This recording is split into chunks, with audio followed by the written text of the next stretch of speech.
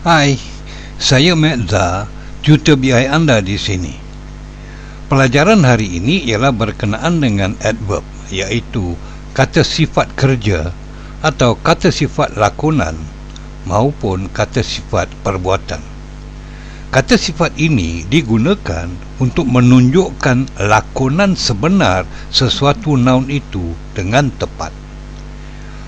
Pelajaran ini akan menunjukkan cara guna pelbagai kata sifat aksi sesuatu noun atau subjek berkenaan supaya anda boleh gunakannya dalam penulisan atau pertuturan dengan betul dan penuh gempar.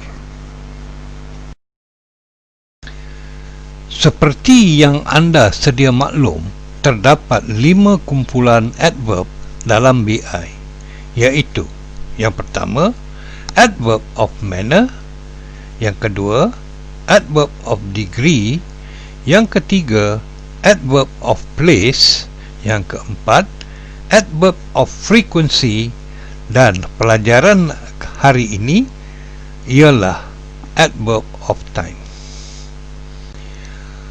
Pelajaran terakhir dalam siri adverb ini ialah berkenaan dengan kata sifat masa sesuatu aksi itu berlaku, sama ada sekarang, kemudian nanti, besok, atau dalam sedikit masa lagi. Adverb of time bermaksud kata sifat masa sesuatu aksi itu berlaku mempunyai 4 perkataan sahaja, iaitu now bermaksud sekarang, later bermaksud kemudian nanti, tomorrow bermaksud besok, dan soon bermaksud dalam sedikit masa lagi.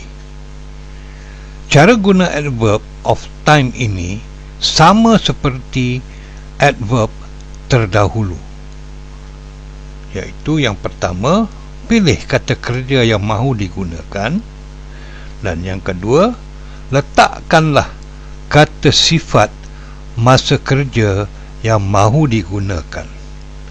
Sebagai contoh, kata kerja buying bermaksud sedang membeli. Apabila ditambah dengan perkataan now yang bermaksud sekarang, jadilah ungkapan buying now, iaitu sedang membeli sekarang. Yang kedua, kata kerja will eat bermaksud akan makan. Tambah pula later yang bermaksud kemudian nanti, terbentuklah ungkapan will eat later yang bermaksud akan makan kemudian nanti.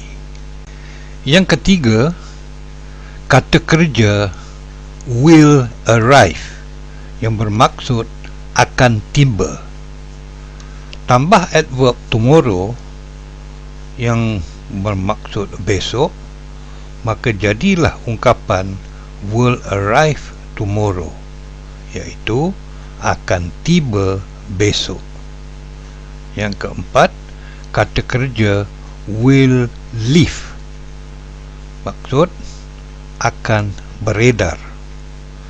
Tambah adverb soon bermaksud sekejap lagi, maka terbentuklah ungkapan will leave soon, iaitu akan beredar sekejap lagi. Bagi adverb of time ini, anda hanya boleh gunakan verb, present participle dan main verb sahaja. Lihat contoh ayat-ayat berikut ini.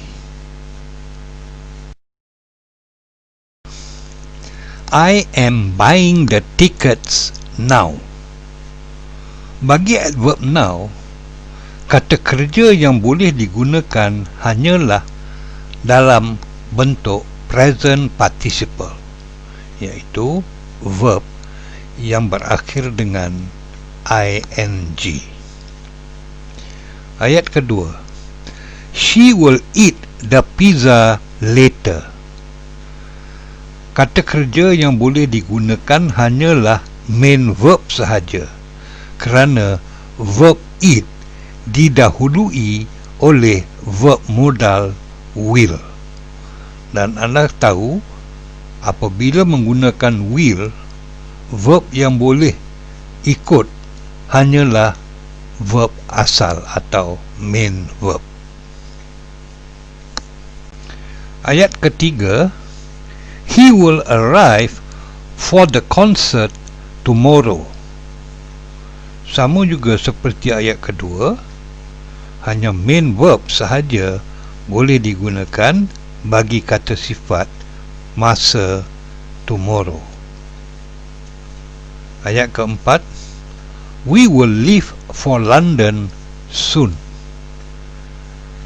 Sama seperti ayat 2 dan 3, kerana soon bermaksud dalam sedikit masa nanti, mesti menggunakan verb modal terlebih dahulu, maka verb berikutnya mestilah main verb atau verb asas.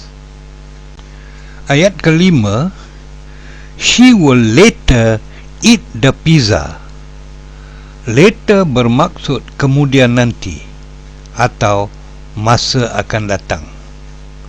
Wajar gunakan verb modal terlebih dahulu, maka verb susulannya mestilah main verb. Dan ayat ke-6, soon we will leave for London. Sama juga seperti ayat 2, 3, 4 dan 5. Oleh kerana aksi belum berlaku, akan berlaku, maka wajar menggunakan modal dan main verb. Perhatikan, penggunaan adverb boleh digunakan di awal ayat, di tengah ataupun di penghujung ayat. Demikianlah mata pelajaran tentang adverbs. Saya harap anda dapat mengikuti pelajaran ini dengan jelas dan kini boleh membina ayat gempak untuk menarik minat pembaca, khususnya guru anda. Ulang lagi mata pelajaran ini jika perlu. Mata pelajaran berikutnya ialah berkenaan dengan sentence construction, iaitu cara membina ayat. Satu lagi mata pelajaran yang wajar dipelajari dengan tekun.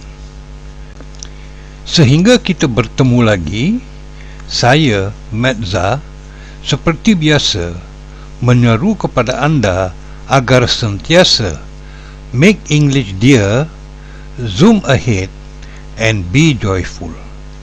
Sekian dahulu dan terima kasih. Perkasakan diri anda dengan BI. Bye.